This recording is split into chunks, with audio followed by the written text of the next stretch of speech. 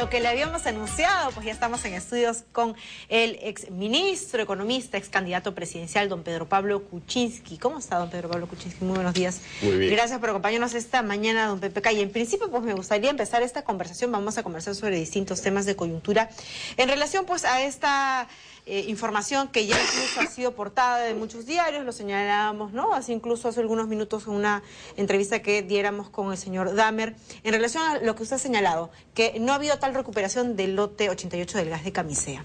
Bueno, el contrato con el consorcio de Camisea se firmó en el gobierno de Valentín Paniagua. Lo firmó el entonces ministro Herrera Descalzi. Y el lote estaba dedicado al mercado interno. Muchos años después, como 4 o 5 años después, cuando un grupo desea hacer un proyecto de liquefacción de gas para exportarlo en barcos criogénicos, los bancos le dijeron: no te podemos prestar la plata, al menos de que garantices suficiente gas. Y se entregó como un fondo de garantía. Entonces, ¿no? se entregó una garantía, la entregaron los accionistas de este consorcio y ahora han retirado la garantía a pedido del gobierno. Pero la realidad es que este lote siempre abasteció el mercado nacional. Aquí no es cuestión de contradecir o no contradecir. Eso es todo lo que ha pasado. Es una enmienda a un contrato financiero. El gas siempre ha fluido hacia Chilca, hacia Lima y otros sitios. Le digo esto y luego menciono incluso lo que ha señalado pues el señor Dahmer, porque me gustaría saber cuál es su opinión, porque incluso, vamos a decirlo así, el señor Dahmer fue un poquito más allá, ¿no? Y dijo en su momento que usted fue el artífice del secuestro del lote 88, ¿no? Señaló que al asumir pues la presidencia el doctor Alejandro Toledo, su entonces ministro, usted de Economía, don Pedro Pablo, en vez de convocar un concurso para utilizar el lote 56, dice que se reservó de alguna manera incluso hasta ilegal, ¿no? Para la exportación, adjudicándole a la compañía Hunt del consorcio Camisea, que él incluso dice que usted había traído al Perú. No, esos son cuentos. ¿Sí?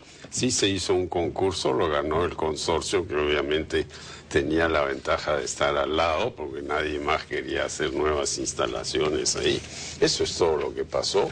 Y en el lote 56 paga una regalía más alta. ¿No? Aquí aclaremos bien cuál es la figura en el Perú de todos estos lotes petroleros, gasíferos. Son del Estado, no es de la empresa Hunt, de TGP, de Pluspetrol, es del Estado. Y el concesionario contratista extrae y le paga al Estado una regalía que es sustancial, es más o menos 1/3 del valor de lo que se extrae ahí. ¿Y por qué paga la regalía? Porque el gas es del Estado. Claro. Entonces, no hay ninguna recuperación, no hay ningún secuestro ni nada. Es el levantamiento de garantías. En todo caso, lo que sí se puede dar es un uso ya para el erario nacional. Bueno, el levantamiento de garantías lo único que significa es que si hubiera un faltante de gas, ¿no? Lo que decía esa garantía, el lote 88 suplía eso. Pero también decía el contrato, si mal no recuerdo, que siempre el mercado nacional tenía prioridad. O sea, la exportación es secundaria.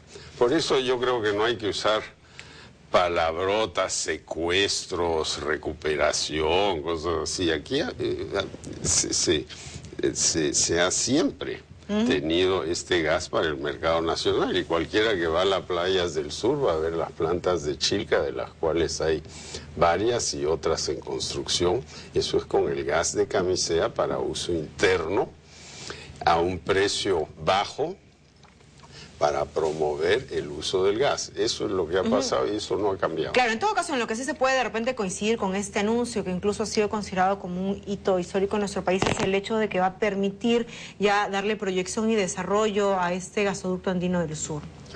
Yo creo que ese es otro tema. Claro. Yo creo que ese es un tema muy importante. Y el año pasado en la campaña se habló mucho del gasoducto del sur. Yo apoyé el gasoducto del sur. Ahora, para hacer un gasoducto tiene que haber dos cosas, ¿no? Que cualquier chico en segundo grado de primaria debe entender. debe entrar el gas al tubo y debe salir del otro lado, Y eso implica dinero, inversión, implica, instituciones, empresas. Eso implica que haya un vendedor del gas y que haya un comprador del gas. Va a haber compradores en el camino, en Cachimayo, donde está la planta de fertilizantes, en Cusco, en Sicuani, en Juliaca, Arequipa, Puno, etcétera. Pero el usuario grande, que es el que permite construir este ducto, tiene que ser un complejo industrial que se llama un polo petroquímico, donde se fabrican varios tipos industrias de conexas, ¿no? Incluso.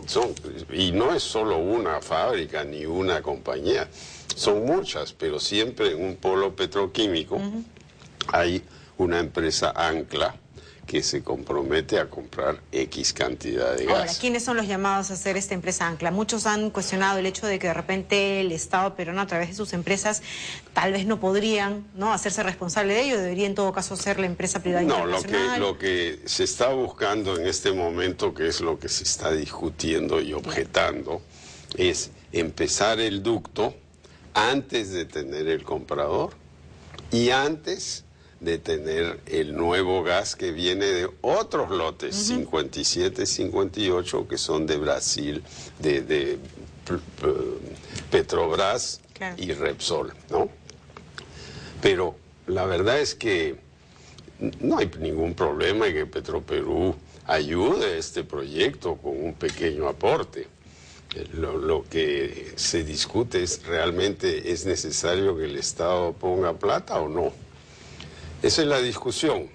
¿Y usted qué opinión tiene? Cuando se hizo el ducto de Camisea hacia Lima, que se empezó en el 2002 y se concluyó en el 2004, no había usuarios de gas. El ducto iba a ir vacío.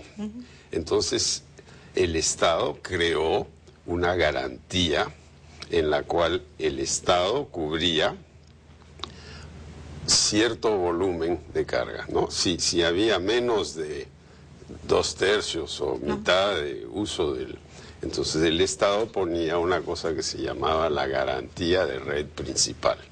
Y esta plata venía de tu factura eléctrica y la mía.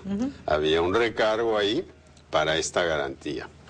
Al cabo de 4 o 5 años se llenó el ducto a capacidad plena, y ahora se está esperando la construcción de un segundo ducto, porque la demanda ha subido tanto, y entonces esta garantía se ha devuelto, ¿no? Se ha devuelto. Y en el sur se podría hacer lo mismo, ¿no? Se podría hacer lo mismo, o Petroperú pone una plata, pero el ducto cuesta casi $5.000 millones. Entonces, ¿cuánto puede poner Petroperú? ¿200 millones? ¿300 millones? ¿100 millones? ¿COFIDE puede poner algo? Sin duda. Claro, se habla incluso de COFIDE, ¿no? Y del tema, pero en todo caso, ayer escuchaba incluso de muchos Yo no objeto eso.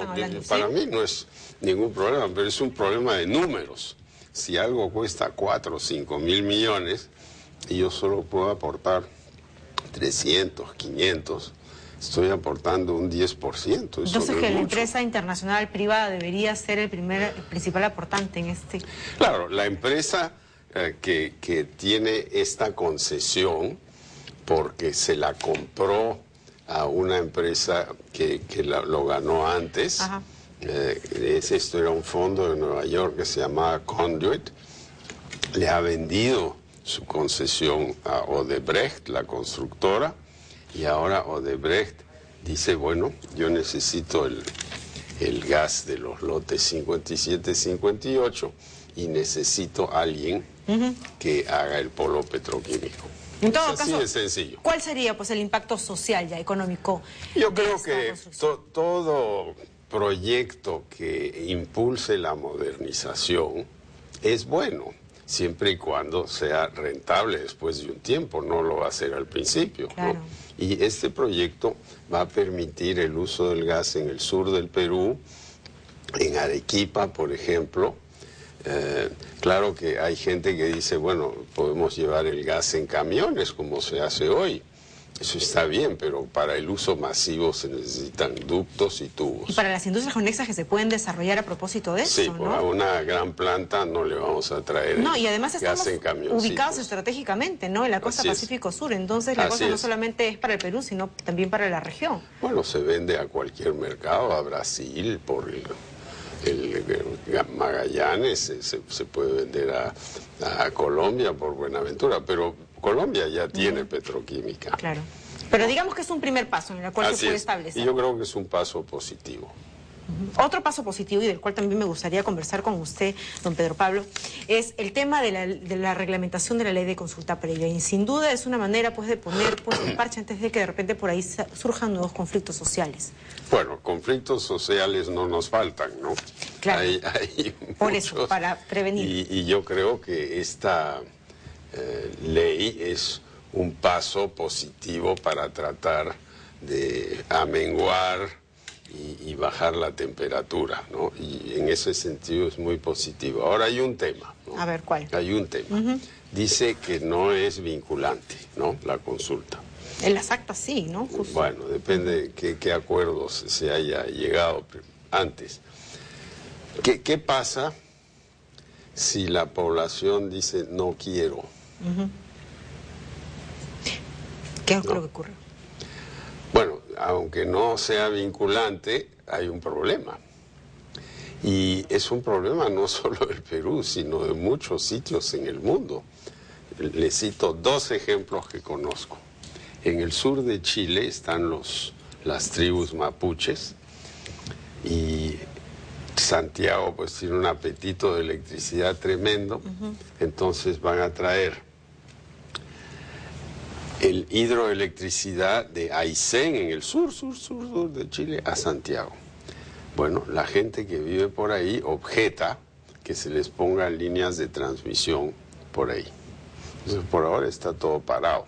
Claro. ¿Ya? Y eso es en Chile, que es un país que se ha modernizado tremendamente. Pero por eso precisamente pues no se está dando esta reglamentación para que incluso el proceso de diálogo abarque tales instancias en las cuales se llegue a una conclusión que favorezca a todos los participantes en esta emergencia. Y yo creo que está bien. Lo que pasa es que si tú y yo no estamos de acuerdo en algo, hasta el final, ningún artículo 169 nos va a poner de acuerdo. Entonces, primero hay que tener las bases de un acuerdo. Claro, pero en definitiva, ¿no? Usted bien lo ha señalado, no es un reglamento que está en su primera instancia, todo es perfectible, incluso lo conversamos hace algunos minutos con un representante de Aguajún, y nos señalaba que en efecto el diálogo es lo que se tiene que resaltar aquí de lo positivo de esta reglamentación, ¿no? De repente nos estamos ya adelantando un poco a lo que puede ocurrir, en efecto. Así es. ¿No? Pero es un primer paso en todo caso. Positivo. Incluso se ha señalado, se le está dando nuevamente el estatus, la categoría de ciudadano, de primera categoría, a estas comunidades por tantos años olvidado, ¿no? Tantas gestiones en las cuales se ha pasado y en definitiva nunca se les consultó a los que vivían en esa zona donde de repente se operaba con estas industrias extractivas que muchas veces afectaba al medio ambiente. Eso pasa en muchos sitios, ¿no? Claro, me imaginamos, ¿no? Yo les cito el segundo ejemplo. A ver. En el estado de Wisconsin, en el norte de Estados Unidos, donde se acaba de disputar las primarias republicanas el día de ayer. Hay dos minas, una de hierro y otra de cobre, que hace 50 años están paradas y no se van a hacer. La gente dice que no y no se les puede obligar. Y es que, claro, yo me imagino, en todo caso, qué cosas son las que argumentan, ¿no? Si es que hay un detrimento del medio ambiente. Bueno, lo que es el argumento principal contra una mina siempre es el temor a su efecto en el medio ambiente. Impacto, claro. Pero vemos, por ejemplo, aquí en el Perú, aquí encima de nosotros, en Ticlio, está Toromocho, y se está construyendo, está en plena construcción sin ningún problema, ¿no? Entonces, digamos que es una herramienta en todo caso, don Pedro Pablo. Es una herramienta positiva. Ajá, don Pedro Pablo, ya para terminar me gustaría saber ya un poco su opinión en relación, mañana conmemoramos una fecha pues que es difícil de olvidar para todos los peruanos, el 5 de abril, Y quisiera saber, a opinión de usted, ¿qué lecciones nos ha dejado este 5 de abril que todos traemos a recordación? Bueno, el 5 de abril fue muy aplaudido en su momento por un montón de gente que le tenía un temor terrible al terrorismo.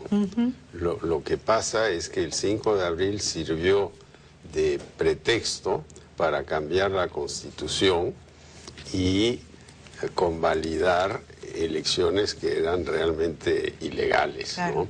Entonces yo creo que la lección es, no hay que cambiar las constituciones, hay que seguir, y si se van a hacer cambios, se hacen enmiendas que se discuten. Sobre la marcha de la legalidad y la democracia, lo que manda al final nuestra Carta Magna. Yo creo que obviamente el 5 de abril, pues, para mucha gente es un pésimo recuerdo. Pero también en su momento mucha gente lo aplaudió. Sentó las bases de nuestra economía, algunos señalan. Bueno, no creo que eso era realmente necesario. El Congreso hubiera aprobado las leyes que sacó Carlos Boloña, de todas maneras. Pero claro, era un proceso más difícil, ¿no? Claro, estábamos inmersos, ¿no?, dentro de todo lo que era también convulsión. Así es, violencia. No más convulsión, no más violencia, respeto a las leyes y consulta, diálogo, todo eso está bien. Es fundamental, todo eso es fundamental, pero al final alguien tiene que decir, bueno, se hace así o se hace así, ¿no?